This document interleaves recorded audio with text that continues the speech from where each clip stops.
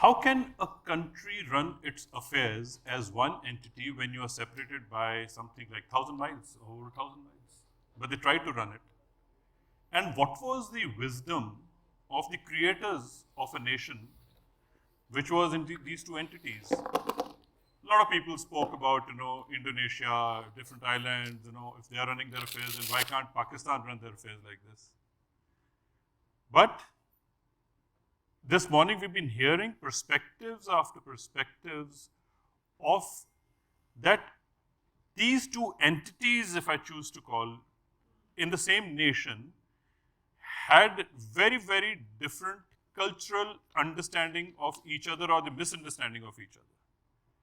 Yet, when it was being created by its creators, if I again choose to refer to the British and to the leaders, Muhammad Ali Jinnah at that time, did they not realize what they are creating? And did they not realize whether these two entities would stick together? But I think at that time, religion was being seen as the only reason why they should separate out.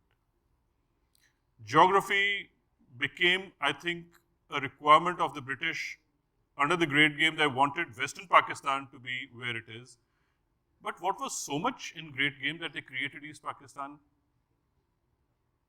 And then when it got created, they could not build the constitution where they could hold it together, and then they had constitutional problems and it did not become a republic. But ultimately what happened, I think the political manifestation went through a metamorphosis where they tried to stick it together through compulsion, through coercion, through constitutional, I would say, artificial bringing the constitution to agree, to disagree, ultimately they disagreed. So today in the conversation, I have Ambassador Pinak Chakravarty, who was there in the morning. He's been a High Commissioner in Dhaka from 2007 to 2009, and before that he was also Deputy High Commissioner 99 to 2002. And of course, he spoke about his earlier career in West Pakistan, in Karachi. We are talking about perspective which is not his or mine perspective. We are actually going to talk about a perspective which is of Pakistan. Only Pakistan would be able to talk for what they did, why did choose to do the way they did in East Pakistan. But I think this is a conversation which is interesting for the simple reason that let us assume that we are thinking from the minds of West Pakistan, that what was the strategy, what were they trying to achieve in East Pakistan. We might have Christine Fair join. She's actually on the other side of the globe. She's not at the moment at home.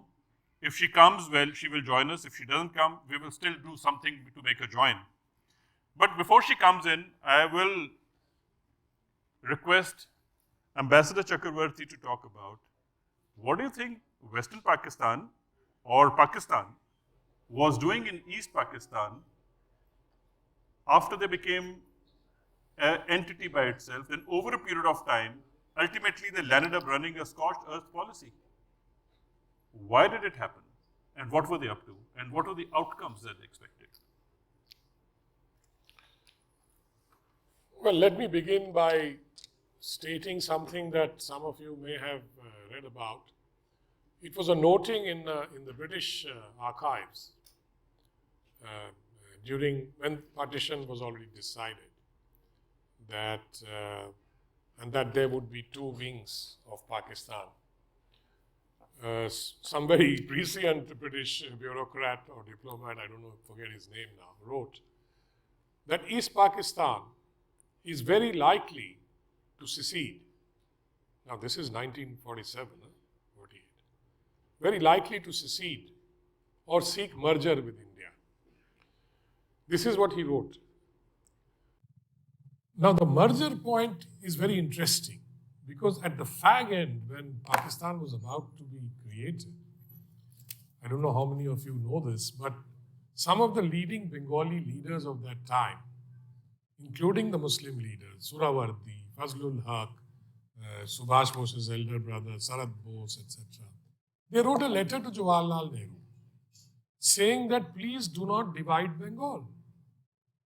We would like to remain together. Now, what happened at that time was they finally realized that Pakistan is going to happen, although Fazlul Haq was the mover of the Lahore resolution. Right, Sajad bhai? Now these people suddenly turned around and asked Pandit Nehru in that letter, it's there in the archives, that, please keep Bengal united. They didn't say, Panditji wrote back in a very interesting way, saying that, I don't mind if Bengal remains united, provided it is within the Union of India. That was his reply. That, of course, killed the whole proposal naturally, because Radcliffe was already carving it up on the border, etc. So this factor has to be remembered, that Jinnah himself came out after the partition, that what have I received? It's a moth-eaten Pakistan. See, they never expected. They thought they will get much more than what they actually got, including Calcutta. They said Calcutta should be with Pakistan. But then, of course, there was the pushback from the leaders, mainly the Hindu leaders of Bengal. And in fact, later the Bengali Hindu leaders demanded partition, saying that it's good, let's happen. Enough is enough. It's better. It's a very interesting history. In 1871, when the first census was created, happened. The British discovered in 1872, when the results started coming in, that Bengal had become majority Muslim. They didn't know that before. And this happened mainly in the eastern part of Bengal. Anyway, those are all historical anecdotes. I don't want to. But your question about what the Pakistanis or the West Pakistanis were planning, I think we'll have to look at it in some context. What was happening at that time in Pakistan? Ayub had been removed sometime during 68 or 9 or something like that, or maybe before that. And this guy, what's his name? Yahya Khan became the CMLA and then president and all that. 59, no? 69. And 65, we had a war. 62. The 60s were very, very interesting for that matter, of these events that were taking place. When he came, and 1970, because of pressure, you must have elections and all that, the usual thing that happens when you are a putative democracy or a quasi-democracy. So you had the 1970 elections. I think that was the beginning of more or less the downhill sort of slide into the liberation war. Because Yahya Khan, in his last visit to Dhaka, where he met Sheikh Mujibur Rahman, in fact, left Sheikh Mujibur Rahman with a very positive kind of a thing, that you will be the next Prime Minister of India. He fed him this line.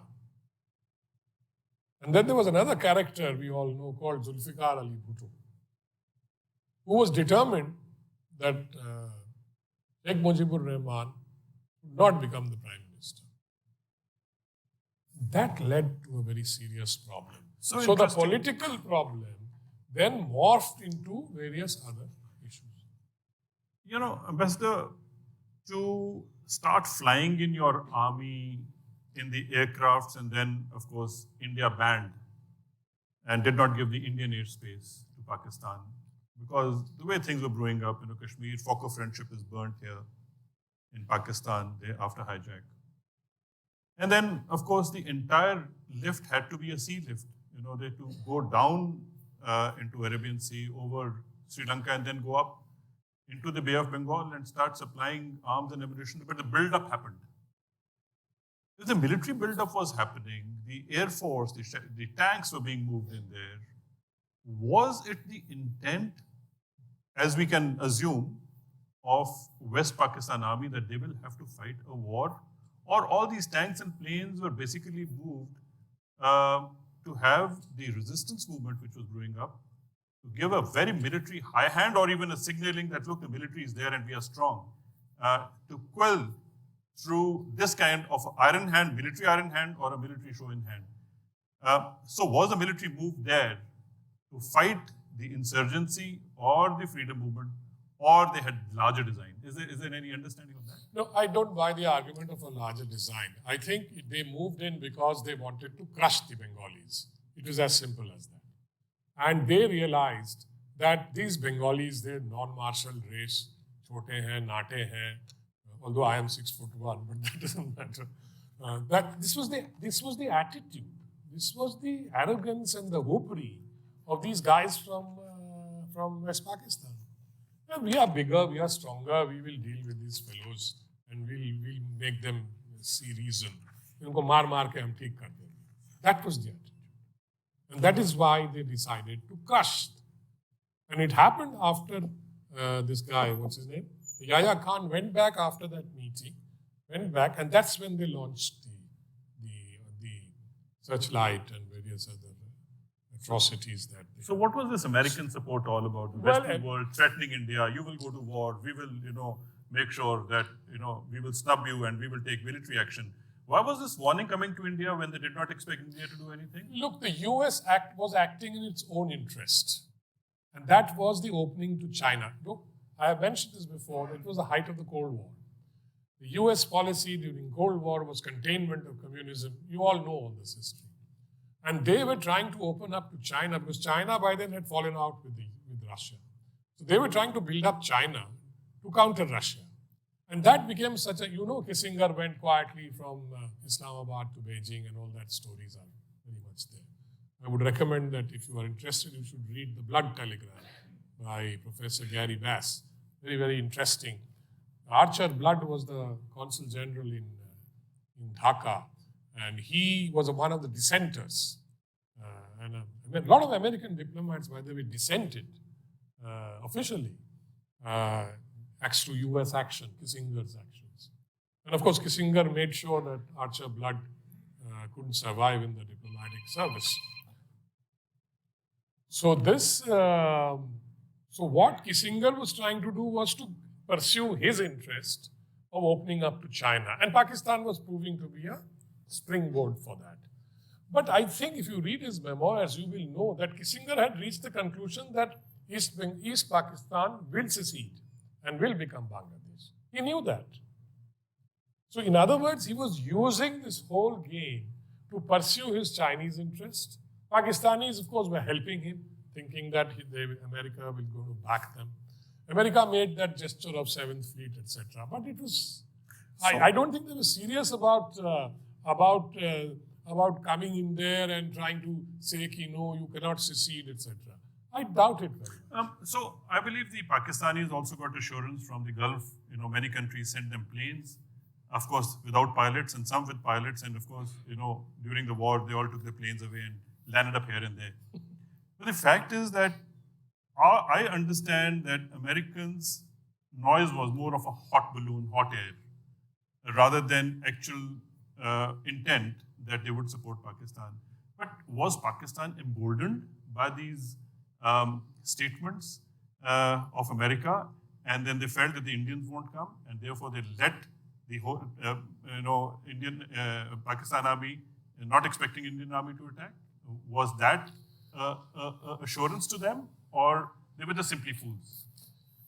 I think they were lulled into some kind of, the Americans must have lulled them into some kind of a belief that we are there, we are going to help you, etc. And we'll tell China also to help open another front, so India will not be able to do anything.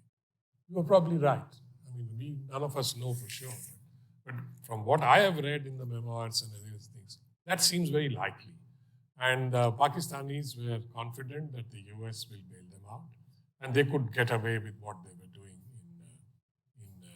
But then, interestingly, the China point you can come later. Shall I talk about that?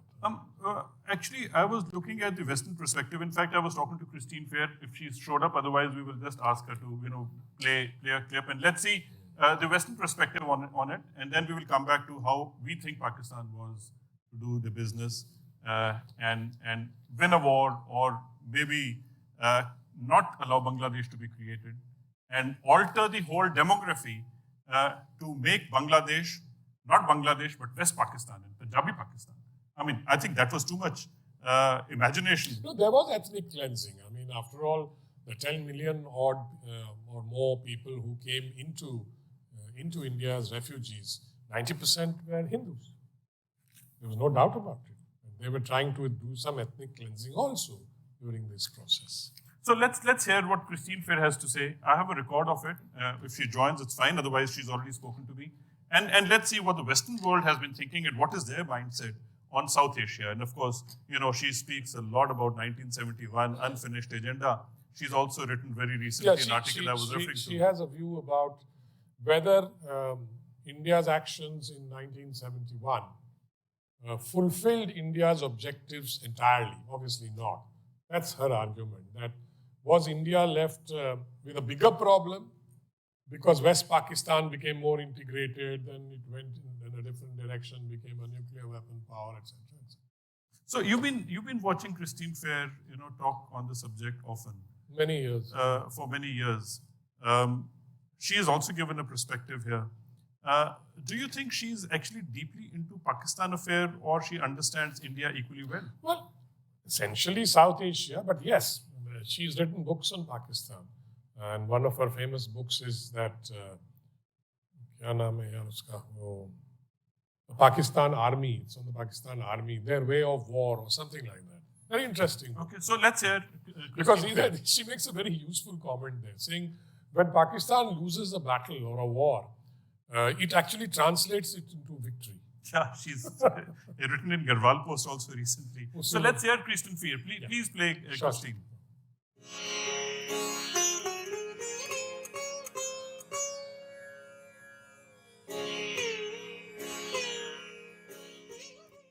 Christine, good to see you.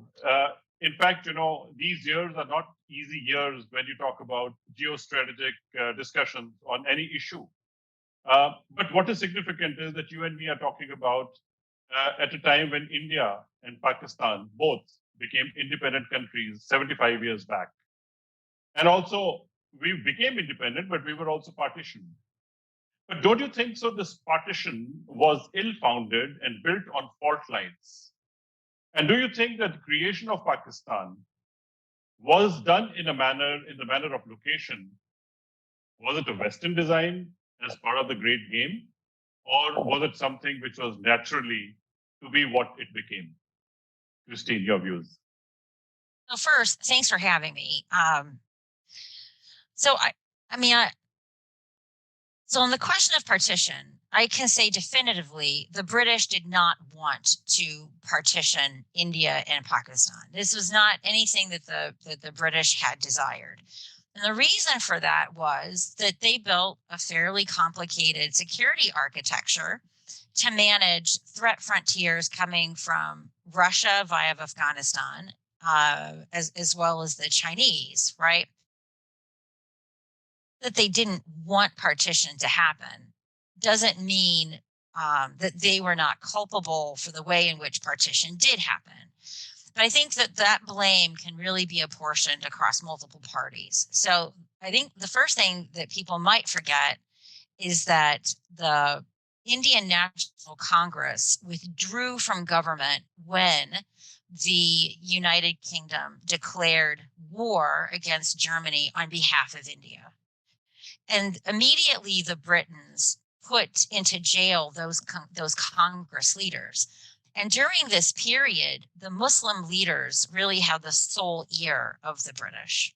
So this, I think, withdrawing from the government and then being put into jail really removed a lot of opportunity for the Congress leaders to press their position on what a post-independence India should look like. But I think the other issue really came down to Jinnah's intransigence and ultimately the Congress's decision how to handle his intransigence. So Jinnah took, it wasn't easy for him to sell the people that would eventually be Pakistanis on the idea of Pakistan. People might forget that in the 1936-37 elections, the Muslim League was routed. And in those portions that would become Pakistan, there was very little support for it, except perhaps in East Pakistan. So he took the next decade before the 46-47 elections to basically do a lot of wheeling and dealing. He told different people different things what this Pakistan would be. And of course, in the 1946-47 elections, the Muslim League swept those areas that would become Pakistan, with the exception of the Northwest Frontier Province, which voted for the Indian National Congress, and they actually wanted to remain with India. So Jinnah really went into the dispensation or the negotiations with a really hard position, that the two-nation theory said that India's Muslims and Hindus were equal civilizations, even though they were disparate in numbers. And he was arguing for equal representation in a united federal parliament. And of course, everyone knows that Britons had decided that they were going to expedite independence by 1 year. It was supposed to happen in 1948, not 1947. And the Indian National Congress was fearful that if there couldn't be an agreement on how the country would be governed independently, that maybe the Britons would reverse course. So the Indians basically, the Indian National Congress basically said to Jinnah, well, you know what, have your Pakistan, go at it. So I think there was a lot of blame to go around for the decision to partition. But the way in which India was partitioned, the blame for that solely defaults to the British, right? We know all of the horror stories. Radcliffe knew nothing about India. He was there only briefly before partition. The award of partition was only announced after independence and after he had been put on a boat to escape. And a lot of people believe that much of the communal bloodshed could have been spared had the award been announced well in advance of partition. Well, there were fault lines, but largely there were selfish reasons, political parties and the leaders had to get the partition be done the way it got done. But having gone through the partition, in your recent article, you have spoken about unfinished agenda. Whose unfinished agenda is it? Has that unfinished agenda seen through fall through of East Pakistan and becoming Bangladesh, or there is some other unfinished agenda that you're talking about? Well, unfinished agenda and how it would be completed? Well, I was really talking about the 1971 war, right? And I mean, in some sense, so there's a debate about some Bangladeshi nationalists would say that the reason why Bengalis in what became East Pakistan supported partition, some will say that they saw this as a stepping stone to having an independent Bangladesh, Bengali Desh. It had various different potential monikers. So my article focused on the 1971 war, in particular, thinking about this is the 50th anniversary of that war. It's coming up very soon. And so when I think back about that war, for me, it raises a lot of questions. It's, as is well known, India vivisected Pakistan. It was the undisputed victor, but it ceded those gains at Shimla. It's astonishing that pretty much every single Pakistani demand India acquiesced to. And I think there's a really strong argument that can be made that Pakistan may have lost that particular battle, but I think it may have won the war over time. The Pakistan that emerged is ironically stronger. It is more secure. It doesn't have to bother about this indefensible East. It doesn't have to deal with the very significant cultural differences that existed between the East and the West. And the Pakistan that emerged was a much more successful rent seeker from the international community, being able to sell its strategic utility to the highest bidder, which in many cases over time at different periods was the United States. The goals of the Bangladeshis, the Bengalis who then became Bangladeshis, their goals of setting up a secular democracy faltered within years. Bangladesh is not a secular democracy today. Bangladesh's Sheikh Hasina rules that country like an autocrat. Corruption is rife. She maintains power very much like her father did, which was similarly, I might add, to how Zulfikar Ali Bhutto retained power by manipulating the instruments of coercion to eliminate, in many cases through death, and in other cases, silence any of her political rivals as well as her critics at home. And then, given these two realities, is India safer as a result of vivisecting Pakistan? India did not want there to be a miniature Pakistan to establish itself in the East. But if you take a more patient examination of Bangladesh's trajectory, this isn't the Bangladesh that India had imagined. And in fact, had India not vivisected the country, Pakistan would have been far more indefensible than it is. So for me, I thought that the 50-year anniversary of the 1971 war was an occasion to really reconsider, did the Pakistanis lose after all? I think Pakistan army has been ruling the roost nationally, internationally. They've had the best of the time. How is it that Pakistan having a nuclear bomb on one side, the terrorist,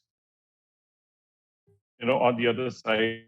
Do you think with this great combination, they have been running this enterprise of nearly failing state and not failing yet? But at the end of it today, if you look at the entire globe where people should focus on, it should literally be Pakistan. So logically speaking, right, Pakistan, which has the fastest growing nuclear arsenal in the world, and this flotilla of terrorist organizations, it should be a pariah, right? It should be treated like a North Korea or Iran. So I don't disagree with you.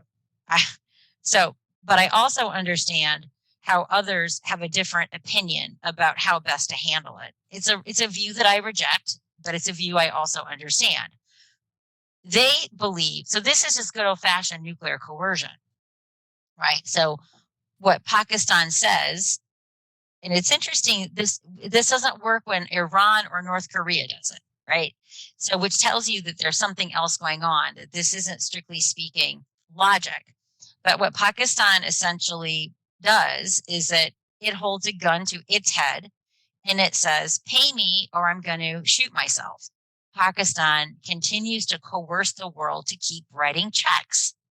Now, I've long argued that this is completely backwards, because as long as we keep writing the checks, Pakistan can continue to grow the two things that we apparently fear the most, right? That we need to be treating Pakistan like Iran.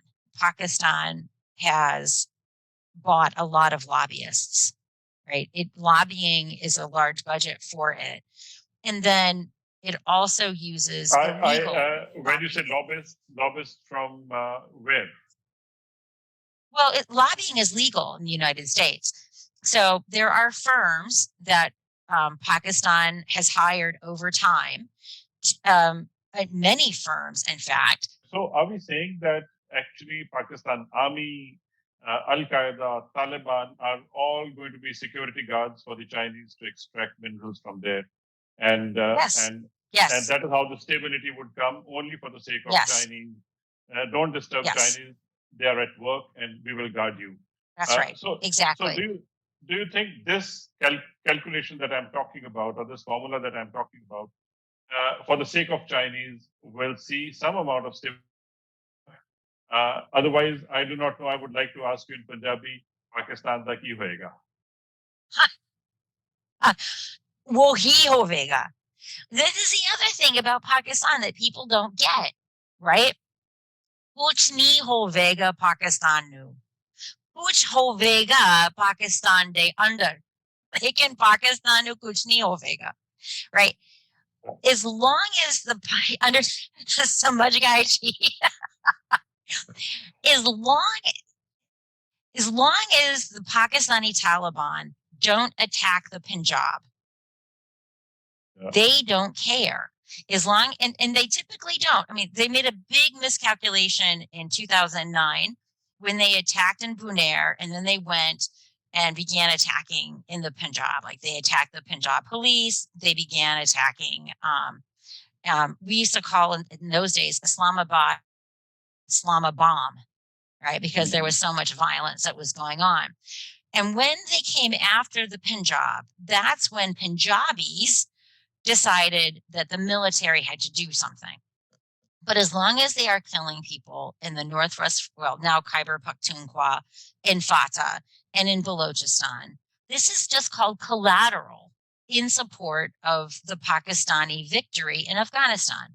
Because, you know, Pakistanis don't care if Pashtuns die. The army that Pakistan inherited, and actually I did a formal study of this. I had Pakistan Army recruitment data at the district level historically. So yeah, the Punjab owns the army with a lot of Pashtuns. Actually, Pashtuns serve disproportionately relative to their population.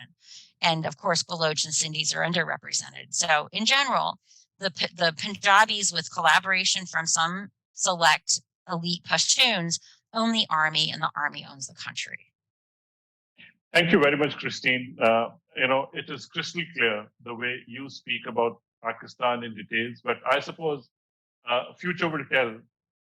But I suppose in the parameters of understanding of how you really narrated the story of Pakistan of the past, I suppose from there we have to pick on how it could pan out in the future and hope everything remains fine. And stability is there because many countries are involved now and directly interested in AFPAC region. I suppose for reasons different than wanting peace, there would be peace, at least for the moment. All right. Hey, I look forward to meeting you one day when COVID is over, if it's ever over. Look forward to seeing you. Sat Sri Akal ji, Anand vich raho. Thank you. Thank you. Very kind. Dhanyavad ji. Thank you, ji. Thank you. Bye-bye.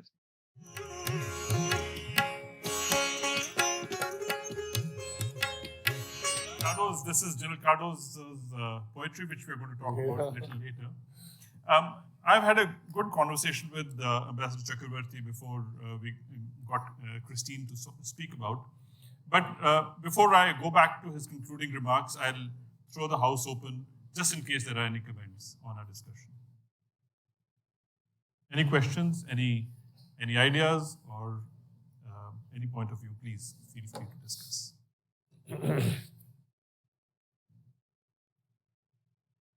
The lunch has had a soporific effect.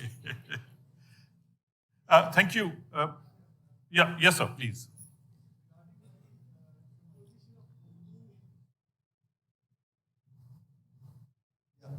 This is regarding the imposition of Urdu in this East Pakistan, because it was widely resented by the Bengali, and the East Pakistan had Bengali as the language.